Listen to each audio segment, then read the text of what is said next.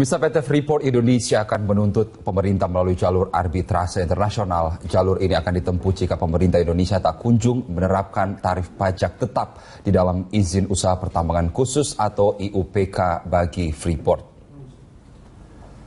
Presiden dan CEO Freeport McMoran Incorporation mengatakan pihaknya memberikan waktu 120 hari terhitung dari tanggal 17 Februari 2017 agar pemerintah Indonesia mengabulkan tuntutan dari PT Freeport Indonesia. Tuntutan ini diantaranya pada izin usaha pertambangan khusus atau IUPK harusnya diterapkan pajak tetap sebagaimana yang tertuang dalam kontrak karya dan mempertimbangkan kembali tentang keharusan PT Freeport Indonesia yang memberikan 51% sahamnya kepada pemerintah Indonesia. Apabila tuntutan ini tidak dikabulkan hingga kurun waktu yang telah ditentukan, PT Freeport Indonesia akan menyelesaikan masalah ini melalui jalur arbitrase internasional untuk meminta ganti rugi sesuai dari pemerintah Indonesia. Just under 10% of our expatriate workforce.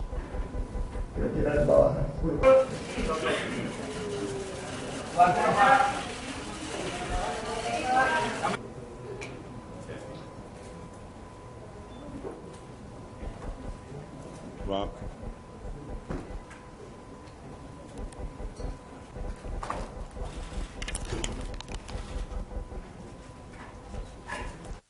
On January 17th, 2017, PT5 submitted to the Ministry of Energy and Mineral Resources a notification describing breaches and violations of the contract by the government. PTFI expressed a sincere hope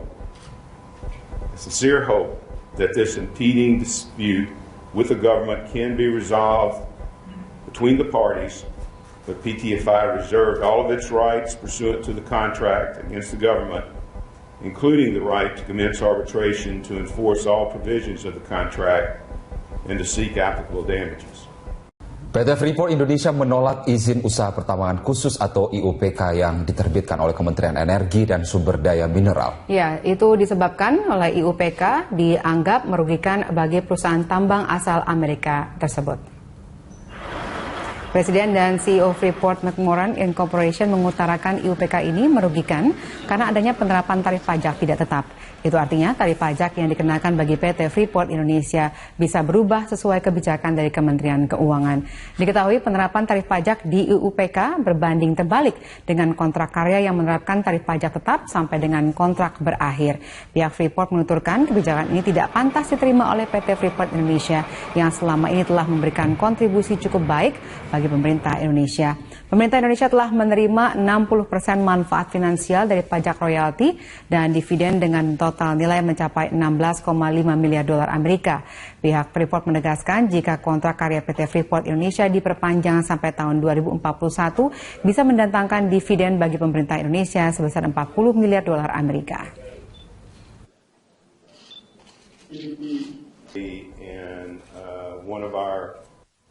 Under the contract, the government has received 60% of the direct financial benefits of our operations. Taxes, royalties, and dividends paid to the government since 1991 have exceeded $16.5 billion US, while Freeport McMoran has received $10.8 billion in dividends. Future taxes, royalties, and dividends to be paid the government through 2041 are expected to exceed Menteri Energi dan Sumber Daya Alam Ignatius Jonan menolak memberi tanggapan terkait pernyataan Freeport. Ignatius Jonan menganggap pemerintah sudah berkomunikasi dengan baik. Pemerintah menginginkan merubah kontrak karya dengan PT Freeport menjadi izin usaha pertambangan khusus atau IUPK. Pemerintah juga meminta agar Freeport membangun smelter untuk mengolah hasil tambang dan juga melakukan investasi agar kepemilikan nasional mencapai 51%. Hal ini ditolak oleh Freeport sebab Freeport merasa sudah berkontribusi positif pada pemerintah Indonesia. Menanggapi penolakan ini, Menteri ESDM Ignatius Jonan enggan berkomentar.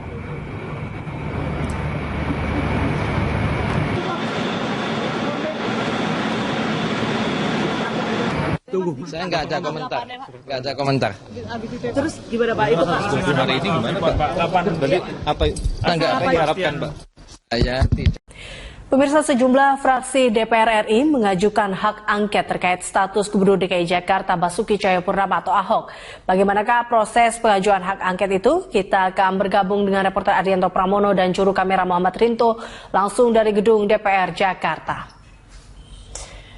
Ardi, rencananya Badan Musyawarah atau BAMUS akan mengadakan rapat soal hak angket ini. Sudah adakah informasi kapan rapat akan dimulai?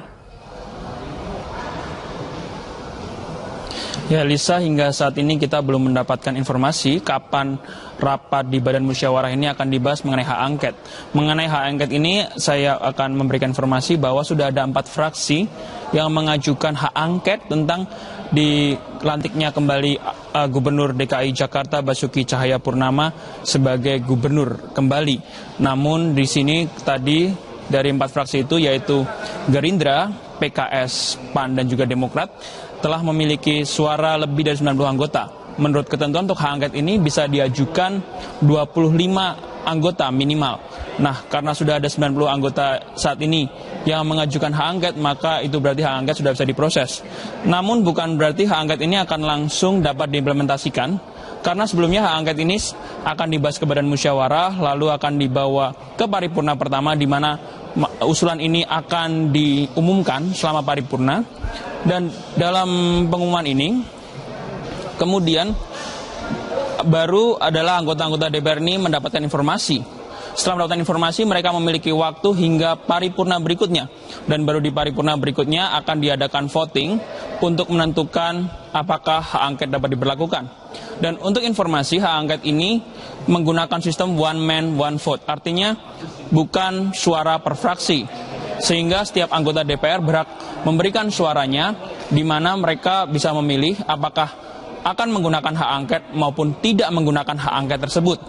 Oleh karena itulah dari 4 fraksi tersebut, meski tidak mayoritas di DPR, mereka meyakini bahwa mereka bisa meyakinkan anggota DPR lainnya untuk menggunakan hak angket terkait posisi Basuki Cahayapurnama. Sebagai informasi, saat ini Basuki Cahayapurnama menjadi tersangka dugaan penistaan agama terkait pidatonya di Kepulauan Seribu beberapa waktu yang lalu. Dari Kemendagri akhirnya melantik kembali Basuki Cahayapurnama setelah sempat nonaktif karena kampanye untuk Pilkada DKI. Beberapa anggota DPR merasa bahwa pelantikan kembali Basuki Cahayapurnama ini menyalahi aturan. Namun dari pihak Kemendagri menyatakan selama hukuman masih di bawah 5 tahun, maka Basuki Cahayapurnama masih boleh menjabat kembali. Namun bagi anggota DPR yang tidak setuju, menyatakan Basuki Cahayapurnama harus tetap diberhentikan sementara. Elisa Hasan. Ya Ardi, sejauh ini bagaimana tanggapan pimpinan DPR terkait dengan hal ini? Dari anggota pimpinan DPR, kita mendapatkan konfirmasi untuk sementara ini dari Agus Hermanto yang menyatakan bahwa hak angket ini adalah salah satu hak yang dimiliki oleh anggota Dewan sehingga boleh saja digunakan. Namun Agus Hermanto juga menambahkan saat ini untuk anggota Dewan meskipun sudah sepakat untuk menggunakan hak angket, mereka tidak serta-merta akan menggunakan hak angket itu. Namun karena saat ini sudah ada desakan dari beberapa elemen masyarakat, terutama ormas-ormas yang merasa bahwa perbuatan Basuki Cahayapurnama ini melanggar hukum, maka dari pihak Dewan dan dari Agus Hermanto mengatakan bahwa di sini ada dorongan dari konstituen sehingga anggota Dewan juga harus mendengarkan pendapat dari konstituen terkait penggunaan hak angket ini. Dan untuk lebih jelasnya, berikut adalah petikan dari Agus Hermanto mengenai pendapatnya terkait penggunaan hak angket kepada posisi Basuki Cahayapurnama yang dilantik kembali sebagai Gubernur DKI Jakarta. Berikut kutipannya. Sebenarnya gini ya, kalau hak angket itu adalah hak yang dimiliki oleh anggota Dewan, sehingga tidak ada seseorang yang bukan anggota Dewan memiliki hak angket tersebut. Namun anggota Dewan ini kan mempunyai konstituen, bisa saja konstituen yang memberikan usulan masalah adanya hak angket. Kita ketahui bahwa hak angket ini adalah murni dari keinginan anggota Dewan. Sehingga memang kita ingin meluruskan permasalahan yang ada, yang kami melihat bahwa apa yang dilaksanakan Menteri Dalam Negeri dalam hal ini kita melihat bahwa untuk permasalahan saudara Ahok itu menurut undang-undang seharusnya diberhentikan sementara. Dan Elisa, demikianlah beberapa informasi yang dapat kami sajikan mengenai hak angket terhadap Gubernur DKI Petahana Basuki Cahayapurnama. Kita kembali ke studio bersama Elisa Hasan. Baik, terima kasih Arianto Pramono untuk informasinya. Pemirsa, banjir bandang menyusul hujan deras yang mengguyur kawasan Temanggung di Jawa Tengah mengakibatkan tanggul sungai jebol. Ya, akibatnya 5 rumah ambruk dan 25 ternak warga terseret banjir. Beginilah detik-detik rumah milik Kimo, warga Kelurahan Parakan Wetan, Kecamatan Parakan, Temanggung, ambruk terseret banjir. Tanggul Sungai Brangkongan setinggi 5 meter dihempas banjir hingga roboh. Akibatnya rumah Trimo yang dibangun di atas tanggul itu turut terseret banjir. Saat ini sejumlah warga nampaknya bergotong royong memperbaiki rumah milik Trimo agar bisa dihuni kembali. Selain merusak rumah Trimo, banjir bandang juga merusak 4 rumah warga di 2 desa, serta menyeret 25 ternak milik warga setempat. Kerugian yang dialami warga hingga mencapai ratusan juta rupiah. Itu sangat tinggi sekali ya. Selama aku berdomisil di kampung sini, di Batusari Parakan Wetan, selama 52 tahun, 40 tahun di sini, baru kali ini banjir yang paling terbesar baru sekali ini. Terus menghantam apa Pak airnya itu? Menghantam pondasi sini, pondasi senderan, senderan bisa, Bangdes, sama jalan sana ke kuburan. Langsung longsor itu Pak? Langsung longsor. Untuk total kerugiannya memang baru kita data, kurang lebih kalau 25 ekor kambing hanya 2 juta berarti sekitar 50 juta, dan total untuk kerugian rumah yang hanyut kurang lebih ya totalnya mungkin 50 juta, sehingga total kerugian yang itu jelas-jelas plus minusnya